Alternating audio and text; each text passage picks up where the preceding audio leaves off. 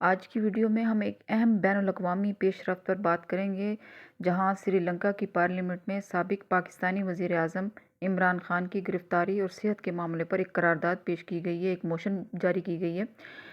Reports کے مطابق Sri Lankan opposition کے رکن پارلیمنٹ اجیت پی پریرا نے سری لنکن پارلیمنٹ میں ایک موشن جمع کروائی ہے، جس میں حکومت سے مطالبہ کیا گیا ہے کہ وہ انسانی ہمدردی کی بنیاد پر پاکستان سے عمران خان کے معاملے پر بات کریں۔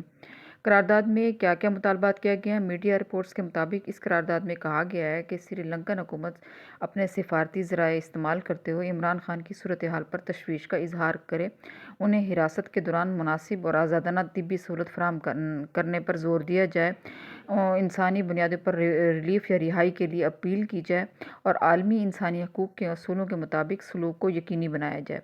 قرارداد میں عمران خان کا ذکر کیوں؟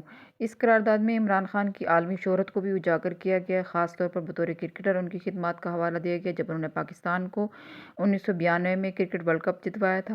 رپورٹس کے مطابق سری لنکا میں کرکٹ کمیونٹی کے اندر بھی ان کے لیے خیر سگالی پائی جاتی ہے۔ سری لنکن حکومت کا رد عمل: ابھی تک سری لنکا کی حکومت کی طرف سے اس قرارداد پر کوئی باضابطہ ری ایکشن سامنے نہیں آیا، تاہم اس بات کا امکان ہے کہ پارلیمنٹ کے آئندہ اجلاس میں اس پر بحث ہو سکتی ہے اور ہوگی۔ اس کی بین الاقوامی اہمیت بہت ہے، اس کی علامتی طور پہ اور سمبولیکلی یہ پیش رفت اس لیے بھی اہم ہے کیونکہ عمران خان کی گرفتاری اور صحت کے حوالے سے انٹرنیشنل لیول پر، عالمی سطح پر آوازیں اٹھ رہی ہیں۔ اب ایک اور ملک کی پارلیمنٹ پر اس معاملے پر بات ہونا ایک بڑی سفارتی علامت سمجھا جا رہا ہے۔ تو اس کی ایک سفارتی اہمیت ہے، اس کی ایک سمبولیکل اہمیت ہے کہ عالمی سطح پر ان کی صحت کو لے کر، ان کی گرفتاری کو لے کر، ان کی جیل کو لے کر بہت زیادہ تشویش پائی جاتی ہے۔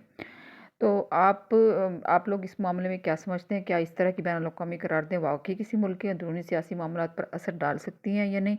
اپنی رائے کامنٹس میں ضرور بتائیے گا۔ اگر ویڈیو پسند آئے تو لائک کریں، چینل کو سبسکرائب کریں۔ اپنا بہت زیادہ خیال رکھیے گا۔ اللہ حافظ۔